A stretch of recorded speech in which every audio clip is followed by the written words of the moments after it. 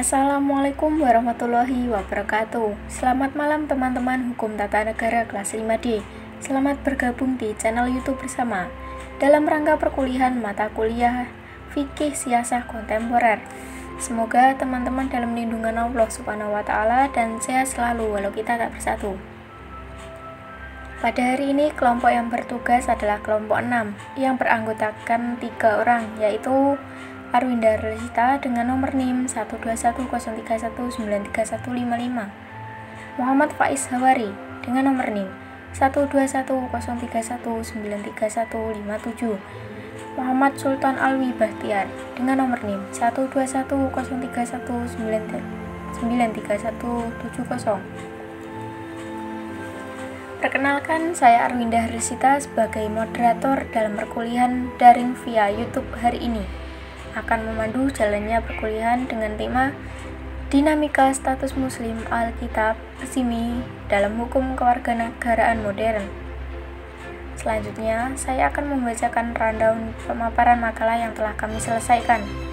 Di sini kami merumuskan 4 chapter yang akan dibahas lebih lanjut.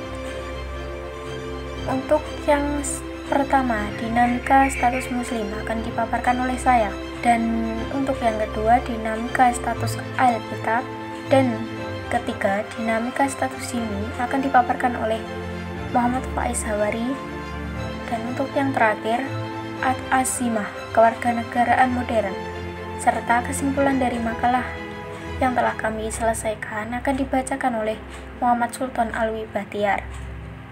Langsung saja masuk pada materi yang pertama, yaitu dinamika status muslim, yang mana banyak pemeluk Islam yang meyakini bahwa Islam adalah agama yang sempurna dan lengkap dengan pengaturan bagi segala aspek kehidupan manusia termasuk kehidupan berpolitik dan bernegara. Dalam teologi Islam, agama dan politik tidak dapat dipisahkan. Kitab suci Al-Quran memperlakukan kehidupan manusia sebagai suatu keseluruhan yang organik, yang mana semua bidang kehidupan manusia harus dibimbing oleh petunjuk-petunjuk yang bersumber dari Al-Quran, termasuk di dalamnya adalah kehidupan politik, seperti halnya masalah terkait dengan kewarganegaraan. Terdapat 2 persyaratan sebuah dasar kewarganegaraan yang telah ditetapkan dalam Al-Quran, yang mana dalam Quran Surat Al-Anfal ayat 72, yaitu beriman dan penduduk asli dalam suatu negara Islam atau berdomisili di negara Islam. Seseorang yang meskipun beragama Islam belum menghentikan ketaatannya terhadap negara non-Islam atau belum berhijrah ke negara Islam tidak dapat dikatakan sebagai warga negara Islam. Sebaliknya, semua orang yang beriman, mereka yang lahir di negara Islam atau telah berhijrah ke negara Islam, mereka merupakan warga negara Islam yang menjadi saudara satu sama lainnya. Warga negara Muslim terdapat beban dan tanggung jawab terhadap proses kehidupan dan tradisi Islam yang baik, karena mereka dapat menegakkan hukumnya secara keseluruhan, serta memerintahkan untuk melaksanakan semua kewajiban agama, moral, budaya, sosial, dan politik. Negara membebani mereka semua tugas dan kewajiban serta meminta pengorbanan untuk membela dan mempertahankan kemerdekaannya. Seiring berjalannya waktu pada zaman modern, terutama setelah adanya DUHAM atau Deklarasi Universal Hak Asasi Manusia, sistemnya berubah secara signifikan terkait tentang kewarganegaraan. Dalam menerapkan asas kewarganegaraan dikenal 2 pedoman, yaitu asas kewarganegaraan berdasarkan kelahiran dan asas kewarganegaraan berdasarkan perkawinan. Dari sisi kelahiran, ada 2 asas kewarganegaraan yang sering dijumpai, yaitu ius soli atau tempat kelahiran dan ius sanguinis atau keturunan. Sedangkan dari sisi perkawinan dikenal pula asas kesatuan hukum dan asas persamaan derajat. Begitulah dinamika status muslim. Materi selanjutnya akan dibacakan oleh Muhammad Faiz Hawari. Status ahli kitab adalah sebutan bagi umat Yahudi dan Nasrani di dalam Al-Quran. Adanya konsep ahli kitab tersebut tidaklah begitu mengejutkan, karena sejarah mencatat bahwa sebelum Islam disiarkan oleh Nabi, sudah ada agama-agama lain yang berkembang di sekitar Arabia saat itu, khususnya agama Yahudi dan Kristen yang diidentifikasi sebagai ahli kitab. Sebab itu wajar kalau Islam memberikan respon terhadap eksistensi agama-agama yang telah terlebih dahulu ada tersebut. Dengan demikian, dapat dikatakan bahwa konsep Islam tentang ahli kitab merupakan suatu respon terhadap realitas keagamaan.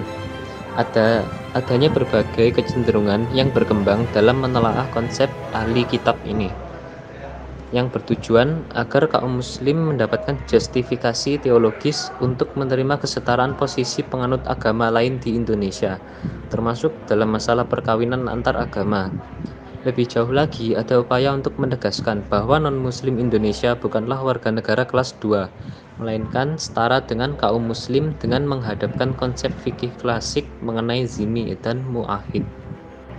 Secara istilah, zimmi atau ahlul zimmah, orang-orang zimmah, adalah orang non-muslim merdeka yang hidup dalam negara Islam dan sebagai balasan karena membayar pajak perorangan untuk menerima perlindungan dan keamanan.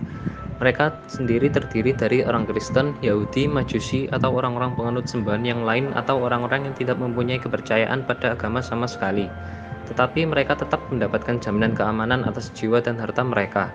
Mereka dipandang sama dalam kedudukan dengan kaum muslimin. Islam menyamakan kaum muslimin dengan mereka hanya dalam sebuah kemanusiaan. Pada persoalan yang berhubungan dengan akidah atau kepercayaan, mereka diberikan kebebasan untuk memeluknya atau tidak.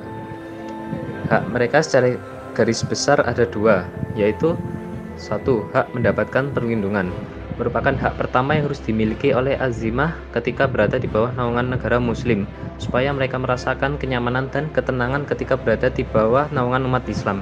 Hak perlindungan dimiliki oleh azimah juga dibagi menjadi beberapa bagian, seperti perlindungan dari musuh-musuh di luar negara, perlindungan dari kezaliman orang muslim, perlindungan untuk kehidupan atau nyawa, perlindungan harta, serta perlindungan kehormatan. Dan yang kedua, hak mendapatkan kebebasan, merupakan hak asasi setiap orang untuk bebas berkeyakinan, bebas bekerja, bebas mengeluarkan pendapat. Islam tidak melarang kebebasan tersebut selama tidak mengganggu dan menyakiti orang lain. Oleh karena itu, kebebasan yang diberikan Islam kepada non-muslim melebihi dari ajaran manapun. Mereka juga punya kewajiban yang harus mereka lakukan. Kewajiban mereka ada 3 macam. Yang pertama, kewajiban membayar sejumlah harta yang telah ditetapkan. Mereka yang hidup di negara muslim dan menikmati fasilitas yang diberikan oleh negara tersebut berkewajiban membayar sejumlah harta sebagai bentuk keikutsertaannya dalam pembangunan negara, sebagaimana orang Islam dituntut untuk membayar zakat. Kedua, kewajiban menaati hukum Islam dalam urusan perdata lainnya, atau di luar urusan memeluk agama dan hal-hal yang bersifat pribadi. Sebagaimana hukum tersebut berlaku terhadap umat Islam, ia juga mengikat terhadap al-zimmi. Karena ketika ahli az-zimmah menyatakan dirinya ikut negara Islam, secara otomatis ia adalah warga negara tersebut dan wajib tunduk dan patuh terhadap aturan-aturan yang berlaku. 3. Menghormati syiar-syiar Islam dan tempat-tempat suci orang Islam, sebagaimana Islam melarang umatnya untuk mencela agama lain, karena ini akan menyebabkan penganut agama tersebut mencela balik agama Islam.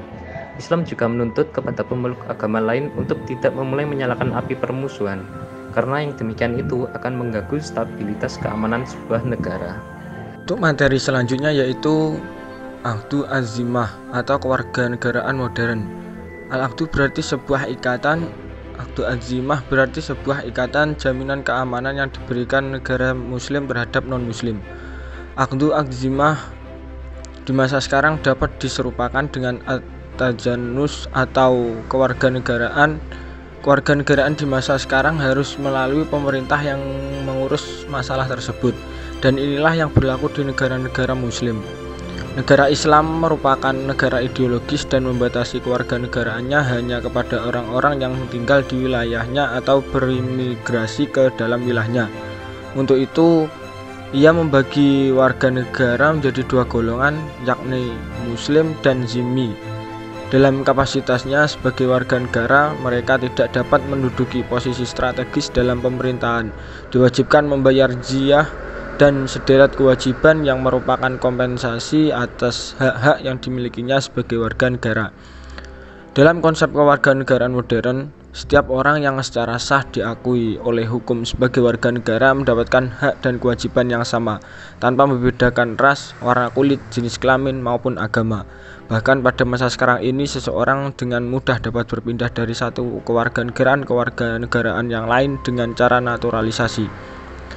Sebagaimana dijelaskan sebelumnya di atas bahwa dasar dalam menetapkan kewarganegaraan negara modern bukanlah ideologi, namun faham sekuler tentang persamaan dan kebebasan semua manusia tanpa membedakan agamanya, yang mana faham tersebut dipelopori pandangan filsafat para filsuf abad ke-18, dan setiap negara mempunyai kebebasan dan kewenangan untuk menentukan asas kewarganegaraan mana yang hendak dipergunakannya.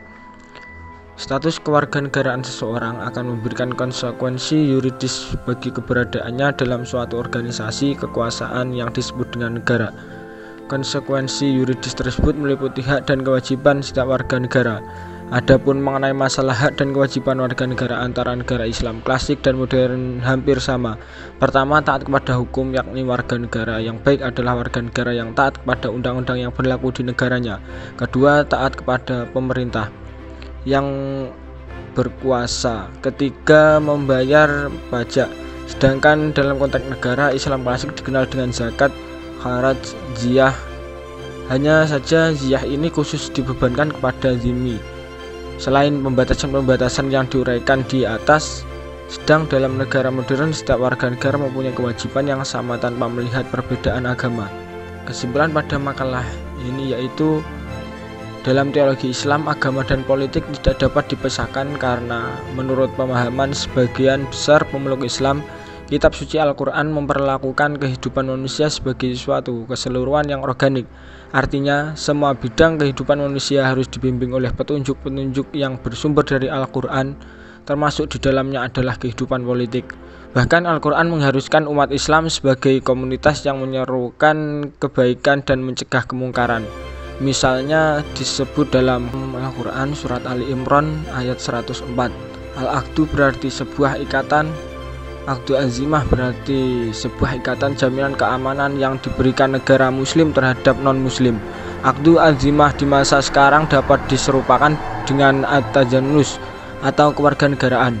Kewarganegaraan di masa sekarang harus melalui pemerintah yang mengurus masalah tersebut, dan inilah yang berlaku di negara-negara muslim. Itulah pemaparan materi dari kelompok 6.